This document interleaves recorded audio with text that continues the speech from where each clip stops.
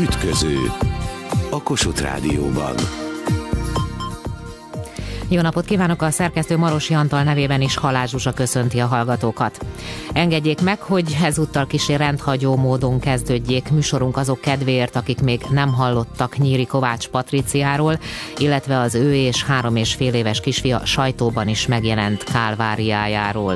A hölgy közel 1 éve Francia Polinézia Bora Bora szigetén tartózkodik, ott hívta fel a szerkesztő Marosi Antal.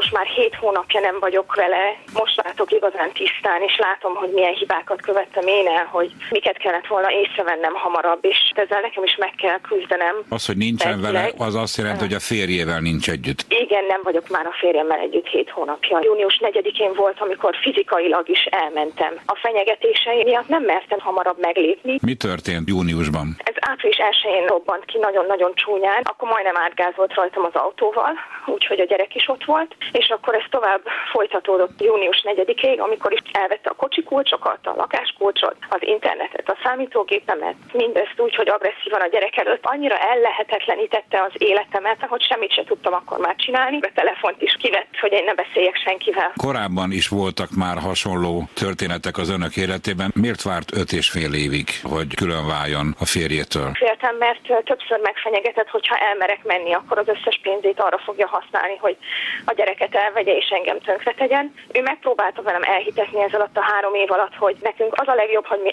együtt maradunk, és az a gyereknek a legjobb, és hogy én nagyon rossz anya vagyok, hogyha ezt nem teszem meg. Olyan szinten manipulált és elnyomott, hogy én elkezdtem már saját magamban kételkedni. Tavaly júniusban, amikor Párizsban voltam, akkor szerettem volna válni, és akkor még rábeszélt, hogy jöjjünk ide, hogy egy utolsó esély, meg kell próbálni a családért, és még akkor is hajlandó voltam ide jönni. Még mindig nem vagyok abban biztos, hogy itt most ennyi hónap után lesz-e valamilyen döntés a gyerekkel kapcsolatban. Én imádkozom, hogy legyen, de nem tudom. Mit fellebbeznek meg? Hogy kinél van elhelyezve a gyerek, és hát leginkább azt, hogy ennek az ügynek egyáltalán nem kellene itt lenni Francia Polinézián, mert itt nincsen joghatóság. De hát ön mégis egy ottani francia polinéziai bíróságtól várja, hogy döntsön abban a kérdésben, hogy továbbra is ez a gyakorlat maradjon, 1 hétig önnél van a kisfiú, 1 hétig pedig a férjenél. Hát a jelen pillanatban nincsen választásom. Én azért küzdök, hogy ez átkerüljön Európába. Úgy érzi, hogy nem bírálják el ezt az ügyet egyenlő mértékben? Teljes mértékben nem. A bíróságon az első meghallgatáson meg se hallgattak, meg se nézték a dossziémat, és nem is engedtek beszélni. Előrántottak egy magyar-francia ügyet, amiben közölték, jó, hát akkor maga magyar, a magyarok nem tartják be a szabályokat, akkor most ez egy korábbi bizonyos mértékben hasonló ügynek a konzekvenciái, ugye? Arra gondol? Van, igen, teljes mértékben ez így diszkriminálva vagyok. De hát a férje is legalább annyira külföldi, nem? Én francia állampolgár. Azt érzem, hogy beváltotta azt a fenyegetését, hogy az összes pénzét arra használja, hogy a gyereket elvegye. Remélem, hogy felfigyel a magyar kormány arra, hogy itt 2 magyar ember bajban van, és igenis legalább azt kellene biztosítani, hogy egyenlően bírálják el ezt az ügyet. Én nem akarom a gyereket az apjától elvenni, és soha nem ez volt a célom. Én nem akarok elmenekülni. Én egyenlő elbírálást szeretnék. Abban az országban, ahol ennek joghatósága van, legyen ez Franciaország, legyen ez Magyarország. De azon a szigeten is a francia törvények érvényesek, nem? Van, ami igen, van, ami nem. Itt saját törvények vannak. Nekem folyamatosan azt mondták itt az ügyvédjeim, hogy ez nem Franciaország. Önnek megvan az útlevele, a kisfiújé.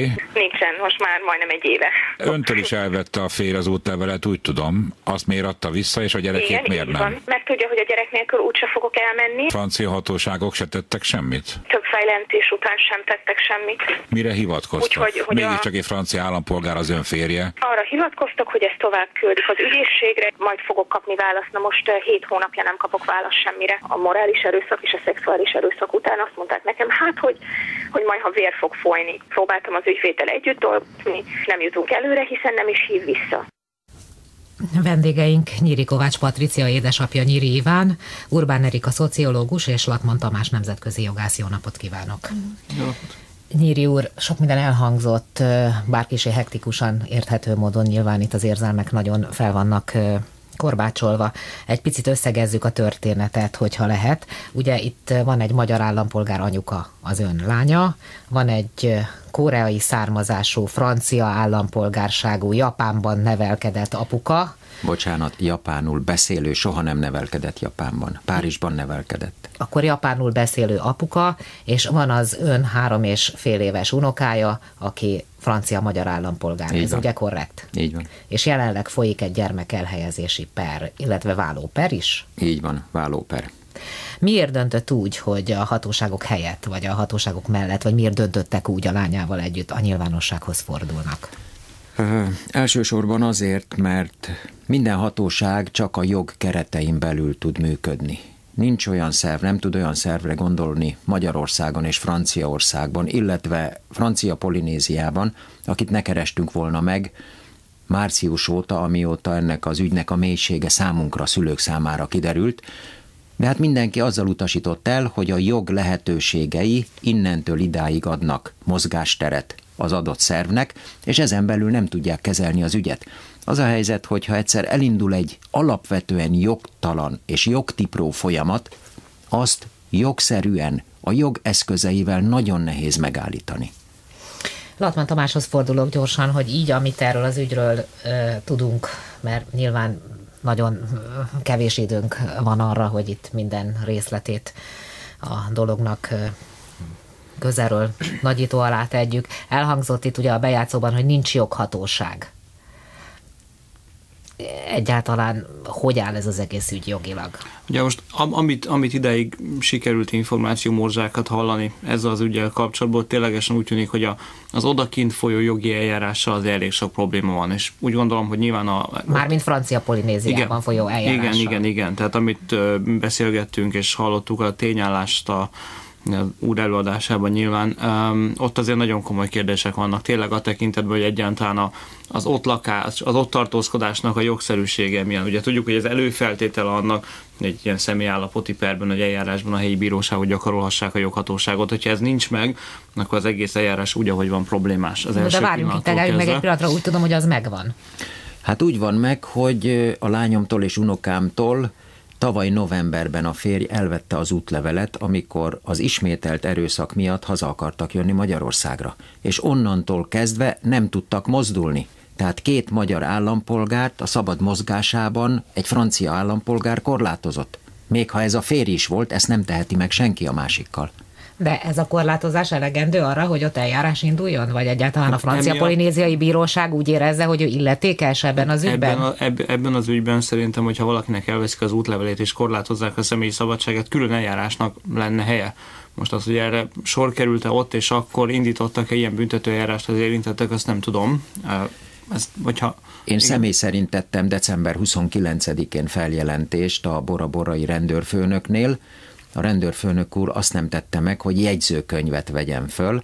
Egy cettlire ráírta a telefonszámát, a nevét, és azt mondta, amit egyébként a lányom is megismételt itt a bejátszásban, hogy ha vér fog folyni, akkor jelentkezzen a lányom.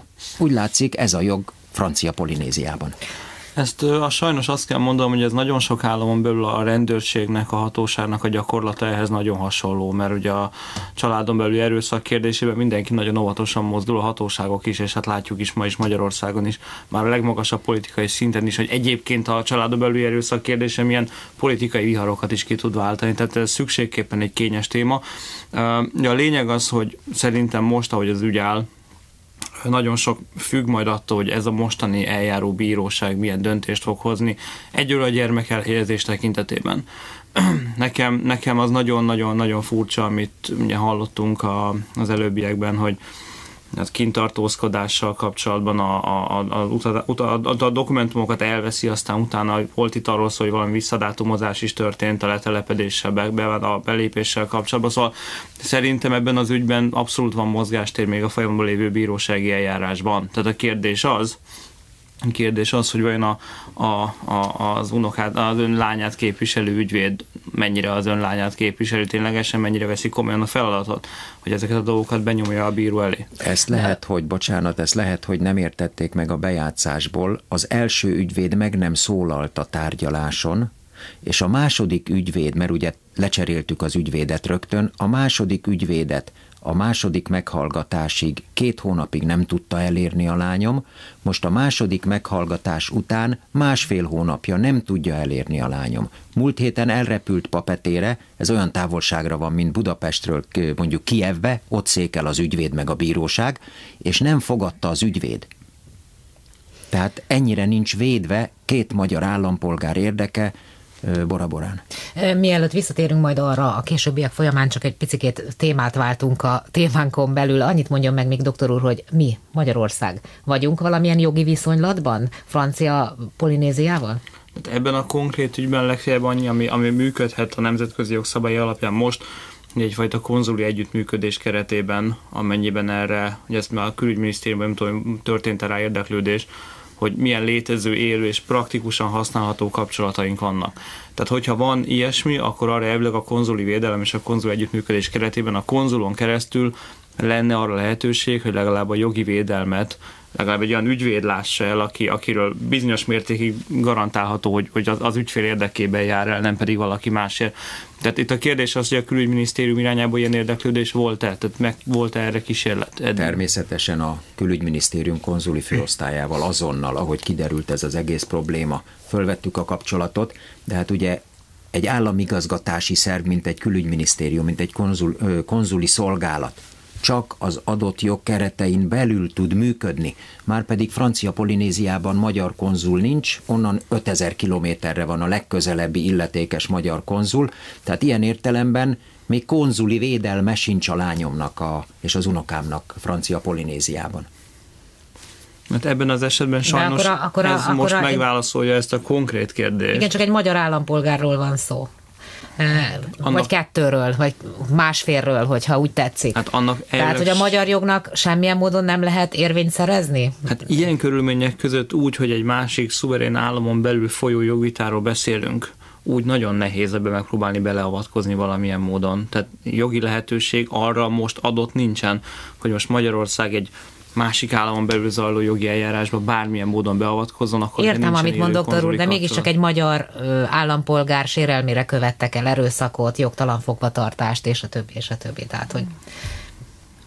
Nem nagyon. Tehát igazából ami a jog létezik, ugye a nemzetközi jog szintjén, azok előre kialakított kereteken belül lehet mozogni. Hogyha nincsenek előre kialakított keretek, akkor azt utólag meg lehet próbálni ad hoc jelleggel akár kitölteni, ez a magyar állam részéről egy szuverén aktust igényel. Hogyha nincsenek ezek a keretek kialakítva, nincsen a kapcsolat létrehozva a 2 állam között, akkor a nem létező kapcsolatot nem lehet tartalommal kitölteni sajnos. Kapcsolatot kell teremteni valamilyen módon, és azt lehet kitölteni valamivel. Ha ez a kapcsolat nincs meg, egészen addig, amíg nincs, addig nem nagyon lehet. Eseti módon fel lehet lépni, tehát mondhatja azt a magyar külügyminisztérium akár, hogy megpróbál valamit ad hoc jelleggel csinálni, de ezt vagy megteszi, vagy nem. Tudja, szerkesztő asszony, csak a felsorolás, hogy kiket kerestünk meg, 3 vagy 4 oldalt tesz ki. És nem mondhatok senkire rosszat, hogy nem tette meg mindazt, amit meg kell tennie, ami a feladata. De az a helyzet, hogyha valóban van egy extra helyzet, egy jogtalan állapot, azt a jog szinte képtelen kezelni. És ez a jelenlegi helyzet Francia Polinézia és Magyarország között, illetve ez az ügy, és mondjuk a magyar eljáró szervek részéről. De milyen esetben még működhet, hogy föl lehetne mérni azt, hogy adott esetben Franciaországnak milyen lehetőségei vannak, és a gyermeken, aki francia állampolgár vagy a gyermeken keresztül megpróbálni a francia diplomácia eszközeihez nyúlni. És akkor ők elvileg a gyermek miatt, elvileg a konzuli kapcsolat keretében, nyilván nekik erősebbek a kapcsolataik, az még egy nyitott lehetőség egy ilyen helyzetben. De alapvetően az ügy jelenleg, hogy egy belső joghatósági szinten van, egy helyi bíróság előtt. Hát mindaz, amit mondanak, elég siralmas egy magyar állampolgárra nézve. Azt kell, hogy mondjam, de most akkor egy picikét beszéljünk a dolog érzelmi részéről. Urbán Erikához fordulok, hogy itt a családi erőszak tipikus esetéről van szó? Ennél tipikusabb nem is lehetne. Az eltérés csak annyi, hogy nem Magyarország határain belül történik a történet. A legtipikusabb mondat Patriciától az, amikor azzal kezdi, hogy elkezdtem gondolkodni, hogy mit követtem el, és mit nem vettem észre. A bántalmazott nőknek a legjellemzőbb tulajdonsága, hogy önmagukat kezdik okolni. Ez egy folyamatnak az eredménye, az együttélés folyamatának az eredménye, amikor az önvád olyan mértékben jelenik meg egy nőnél, hogy a realitásokat nem tudja tisztán észrevenni, nem tudja észrevenni, hogy a párkapcsolatában ő megváltozott, ő valamivé vált. Egyébként a többi része, a szexuális erőszak, az érzelmi bántalmazás, a gazdasági erőszak, ugye ez egy gazdasági erőszaknak tekintett, hogy elvett tőle mindent, a szabad mozgás jogát korlátozza, és akkor most az útlevelet hagyjuk ki, mert ugye az egy speciális szituáció. Ez a Magyarországon történő családon belül erőszak minden esetében felelhető, kivétel nélkül. Az, hogy ez még plusz a gyermek előtt történik, hiszen tudjuk, hogy az édesapa nem egyszer felvette videóra az édesanyának a kétségbeesett tiltakozását és harcát a saját gyermekéért. Ez pedig egy nagyon érdekes folyamat a bántalmazó részéről, hiszen tudatosan azt szeretné bebizonyítani, hogy a fiatalasszony az nem alkalmas a gyermeknevelésre. Ő mindenképpen egy kicsit már bolond, de azt gondolom, hogy amikor egy édesanya küzd a saját biztonságáért, mert folytogatják, vagy küzd azért, hogy a gyerek ne lássa azokat az atrocitásokat, ami történik vele, az nem egy bolond állapota, hanem egy igazi ösztönös megnyilvánulás egy nő részéről. Azért kapunk ilyen részletes és kimerítő választ Urbán Erikától egyébként, mert ő behatóan ismeri a dolgot, tehát nyilván az információit most nem itt ennél az asztalnál szedte össze, ezt fontosnak tartom, hogy a kedves hallgatók is értsék. Bocsánat, és egy nagyon fontos mondat, hogy a munkám során körülbelül 2000 bántalmazott nővel és gyermekkel találkoztam. Az otthonokat működtetünk, az otthonainkban lakó nőkkel találkoztam, tehát nagyon testközelben tudtam érezni ezeket a problémákat, amelyek egy hétköznapi ember számára elképzelhetetlenek. Na most, hogy kerülünk ilyen helyzetbe? Hogy áll elő egy ilyen helyzet? Mert nyilván ezt azért nagyon fontos, nyilván nem így kezdődik, ugye? Hát az első pillanatban a szerelem mindent elhomályosít, gondolom én, de biztos van valami olyan jelzés, vagy nincs, amit észre kellene vennünk már a legelején, hogy itt valami probléma Van egy ilyen jelzés, csak ez a jelzés, ez pont egy pozitív jelzésnek tűnik. Egy pozitív érzelmi hatásnak, ami a nőket éri. A bántalmazó férfiak többsége egy jellegzetes, jellemző férfi, arra a típusra jellemző, hogy bántalmazó, aki túllép ezeken a férfi szerepeken, és többet ígér egy nőnek, mint a valóságban ez megvalósul majd. Most az egyik példám, amit szoktam mondani, hogy lehoznám neked a csillagokat az égből, tehát mindent megteszek a kedvedért. És le is hozza? Megpróbálja, nyilván a saját lehetőségehez képest lehozza. Igen, a virágcsokor, a lábad előtt megiszom a cipődből a pezsgőt, most nagyon szélsőséges példákat mondok. Tehát olyan dolgokat bizonyít be a nőnek, amit más férfiaktól nem tapasztal. Ezek az első jelek, ezek a férfiak kilépnek abból a szerepből, ami egy sima udvarlási folyamatban már jellemző, tehát túlzóak lesznek a viselkedéseik. És ezek a férfiak meg akarják szerezni a nőt. A bántalmazásnak az egyik legjellemzőbb formája, hogy tulajdonommá akarom tenni a nőt, és később a gyermekemet is. Ez egy nagyon lényeges dolog, mert tulajdonommal azt teszek, amit akarok. Nem egyszer, nem kétszer, hanem ciklikusan. A bántalmazásnak ez a másik nagyon jellemző tulajdonsága, hogy ciklikusság következik be. Tehát a büntetőjognál ezt kell nagyon komolyan figyelembe venni, hogy nem egyszerűen megütöm az utcán, leütöm, és ezért feljelentést tesz az illető, hanem abban a családi körben, ami egy védett szociális hálót, minimális szociális hálót jelent, abban a védett körben rendszeresen félelemnek teszik ki a gyermeket, vagy gyermekeket és a nőket, és ez nagyon-nagyon veszélyes. És egy ilyen kapcsolatban kiről van szó elsősorban, a gyerekről, vagy a nőről? Tehát, hogy azért történik mindez, mert mondjuk egy vállás esetén az apa a hozzá érzelmileg kötődő, vagy ő kötődik érzelmileg a gyerekhez, mindenképpen magáénak akarja tudni, vagy mondjuk az asszonyon akar ütni inkább? Az asszony egyértelműen az asszonyon szeretne ütni, méghozzá azért, mert a tulajdonának tekint. Az más kérdés, a gyerek is a tulajdon, a gyerek ilyen esetben eszközé válik. A két szülő közötti csatározásnak az eszközévé válik, mert a nő menti a gyereket, ugyanakkor a nő nagyon komolyan sérül. Egyrészt, mert elhiszem... Tehát elképzelhető ilyenkor, hogy tulajdonképpen az apának a gyerek az egy indiferens lény? másodlagos. A bántalmazóknál a gyermek az egy másodlagos. Elsősorban a nőt nem interferens, de másodlagos szereplő. A férfinak az a legfontos, hogy a nő, az ő tulajdona nem véletlenül szakítja meg a nőnek az összes kapcsolatát. Tehát ezt most magyarországi példákkal lehet látni, hogy megszakítja a közvetlen családi kapcsolatokat, mert a te anyád az ilyen, a te apád az olyan, nem menj dolgozni, mert a munkatársait befolyásolnak, nem menj át a szomszédba, hiszen nézd meg, mit tettek veled, és ez a kör, ez bezárul. A nő benn marad egy nagyon szűk körben, és természetesen a férfi ezzel hihetetlen módon visszajön. Ez önöknél is így van, Nyíri úr? Hadd mondjam azt, hogy Urbán Erika elképesztően a mélységekig ismeri ezt a problémát. Nálunk is ugyanez volt a helyzet. Minden áron a lányomat szerették volna elszakítani tőlünk. Nagyon nagy szerettség, hogy jó család vagyunk, összetartó család vagyunk, szeretetet átadni és fogadni tudó család vagyunk. Úgyhogy ha a Patrit megmentette valami, vagy megmenti valami, akkor ez a nagyon erős családi kötelék. És még egy gondolat a tulajdonról. A lányomnál a problémák akkor kezdődtek, amikor a kis Noa megmozdult a hasában. Onnantól kezdve a férj azt mondta neki, hogy azt teszed, amit mondok neked, akkor fekszel, amikor mondom, és az egész életedet úgy éled, ahogy én mondom neked, és parancsolom, mert ami a hasadban van, az az enyém, az az én tulajdonom, meg te is az én tulajdonom vagy. De ezt komolyan mondja, hogy egy ilyen gongszerűen változott meg a világ abban a pillanatban, igen. Tehát hogy előtte egy perccel még semmi nem látszott, hogy itt problémák lesznek, igen. És utána igen. Egy perccel meg igen. Minden rájuk zúdult. Igen, és amit az Urbán Erika mond, hogy tulajdonnak tekinti elsősorban a feleséget, és rajta keresztül a gyereket is. Ez csak azért fontos tisztázni, mert hogy ugye a következő kérdésem az lenne, hogy itt két különböző kultúrából származó embernek a házasságáról van szó. Hogy ez egyébként befolyásol-e bármi? Tehát, hogy amikor hozzámegyek egy más állampolgárságú emberhez feleségül, vagy elveszem feleségül, amely nyilván egy más kultúrát is takar, tehát most nyilván az európaiak között kötött házasság az kicsit más. De ugye akkor van-e bármi, ami meggondolásra érdemes lenne, mielőtt az életemet hozzákötöm? Egyértelmű. Egy másfajta kultúrából érkező pár, az azt gondolom, hogy magával hozza az ottani szokásrendet, a kultúrát, az elvárásokat, hiszen most arra gondolok, hogy az olaszoknál a nagymama szerepe, tehát nem egy patriarchális az olasz kultúra, hanem inkább a női patriarchális, így van. Igen, mondjuk így. Nagymamára vonatkoztatva.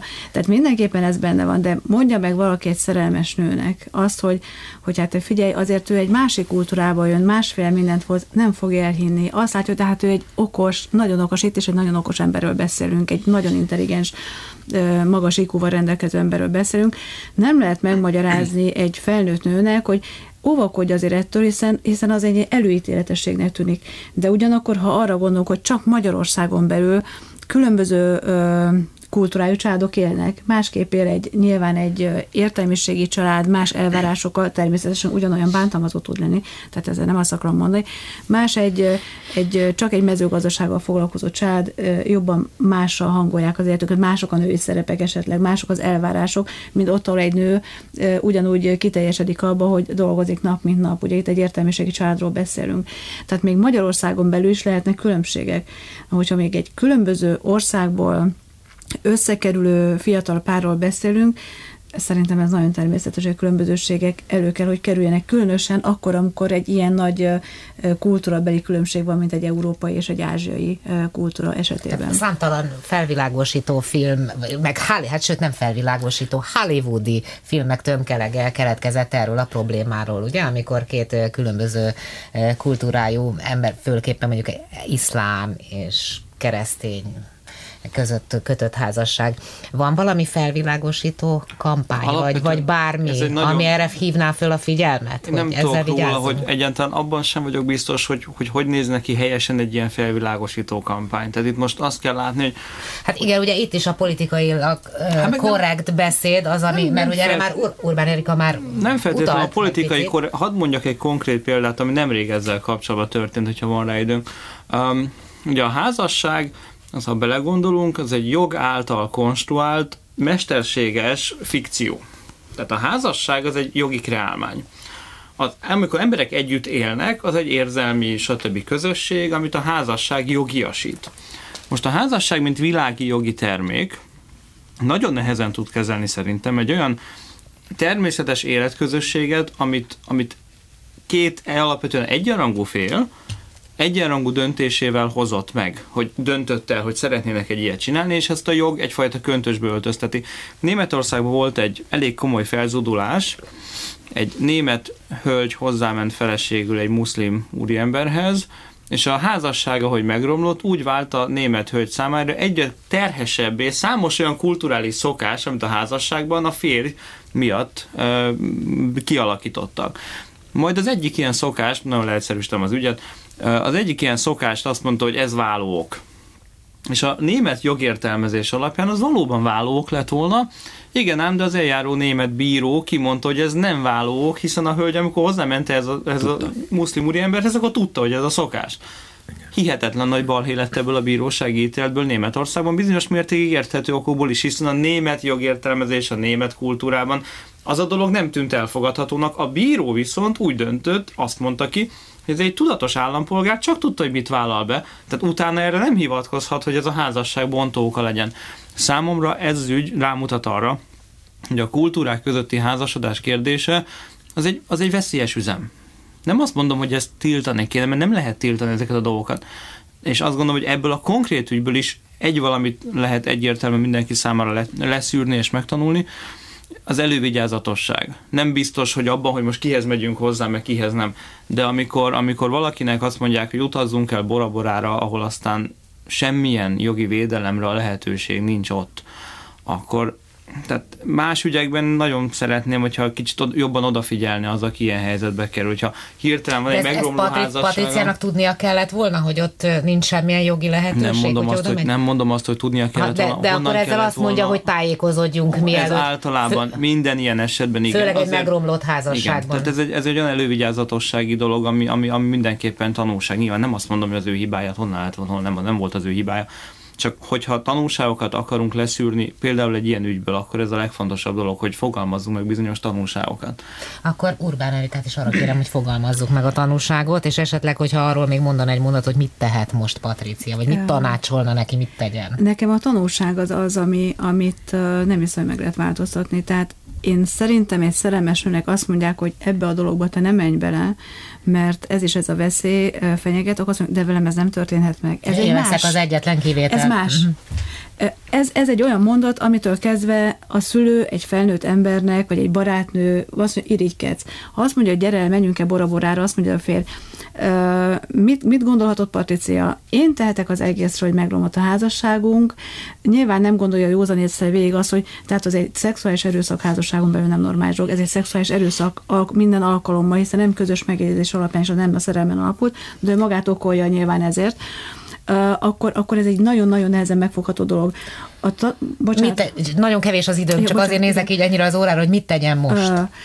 Én azt gondolom, hogy most, amit az édesapáik elkezdtek, egy hivatalos folyamatot megpróbálnak esetleg végig gondolni, hogy mit lehet csinálni, talán ez lenne a legészszerűbb. Nyíri úr, nagyon röviden. Nekem is van egy leszűrhető tapasztalatom ebből. A nők nagyon okosak, sőt a férfiaknál pontosan azért, mert ők hordják a gyereket, ők nevelik fel a generációkat, higgyenek a saját szemüknek, higgyenek a saját tapasztalatuknak, mielőtt elkezdenek kételkedni saját magukban. A nők orra, a nők szeme, a nők gondolkodása sok bajtól megmenthetné őket, és a gyerekeiket is, ha hinnének saját magukban, ha jobban bíznának saját magukban. Bocsánat, egy mondat. Agymosáson esnek át a nők. Tehát ez egy agymosás. Azért nem visz magának, mert elveszi a személyiségének azt az erőforrását, amire kapaszkodhatna. Hát akkor ebből a székből mi csak remélhetjük, hogy előbb-utóbb ez a dolog megoldódik, már pedig pozitív módon oldódik meg, és ezt kívánjuk is. Mindhármuknak nagyon szépen köszönöm, hogy itt voltak. Köszönjük. Munkatársaim Gyurmán Gábor, Seres Bea és Szilágyi Magdolna, valamint a szerkesztő Marosi Antal nevében is búcsúzom a kedves hallgatóktól. Balázs Zsuzsát hallották, viszont hallásra.